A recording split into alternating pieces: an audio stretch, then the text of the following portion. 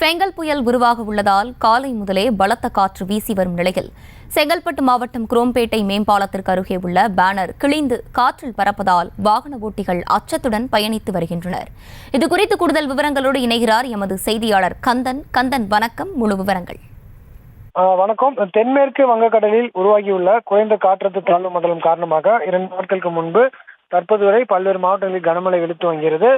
இந்த காற்றழுத்த தாழ்வு காரணமாக பெங்கல் புயல் தற்போது உருவாகியுள்ளது. இதனால் சென்னை அருகாமையில் மட்டுமில்லாமல் செங்கல்பட்டு, காஞ்சிபுரம் உட்பட்ட பல்வேறு பகுதிகளில் காலை முதலே காற்றின் வேகம் அதிகரித்தே காணப்படுகிறது. அந்த வகையில் சென்னை புறநகர் பகுதி சொல்லப்படும் தாம்பரம் சுற்றியுள்ள பகுதிகளிலும் காற்றின் வேகம் அதிகரித்தே காணப்படுகிறது. இந்த நிலையில நம்ம தாம்பரம் மாநகராட்சி உட்பட்ட பல்வேறு பகுதிகள், குறிப்பாக இந்த ஜிஎஸ்டி ரோடு மேம்பாலம் அருகே ராட்சச பேனர்கள், அதாவது அடுக்குமாடி குடியிருப்புகள், அதேபோல் வணிக வளங்கள் மேல் பகுதியில் அனுமதி இல்லாமல் ராட்சச பேனர்கள் வைக்கப்பட்டுள்ளது.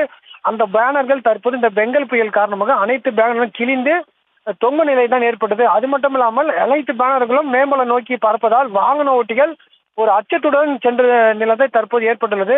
அது மட்டும் இல்லாமல் இந்த பகுதியில் உள்ள அனைத்து பேனர்களிலும் காற்றில் பறக்கும் நேரம் என்பதால் அனைத்தையும் கயிறு கட்டி கிழிந்து கூடக்கூடாது என்பதற்காக பத்திரமா கட்டியுள்ளது. ஆனால் தற்போது இந்த பெங்கல் புயல் காரணமாக அனைத்து பேனர்களும் கிழிந்து தொங்கும் நிலை ஏற்பட்டது. எனவே தாம்பரம் மாநகர அதிகாரிகள் உடனடியாக அனைத்து பேனர்களையும் அகற்ற வேண்டும் என கோரிக்கை விடுத்துள்ளனர்.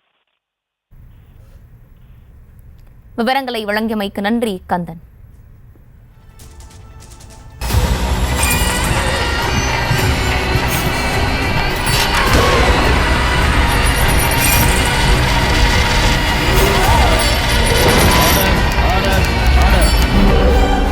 குற்றங்களின் மறுபரிமாணம் நிகழ்தகவு நமது நியூஸ் தமிழ் தொலைக்காட்சியில் விரைவில்.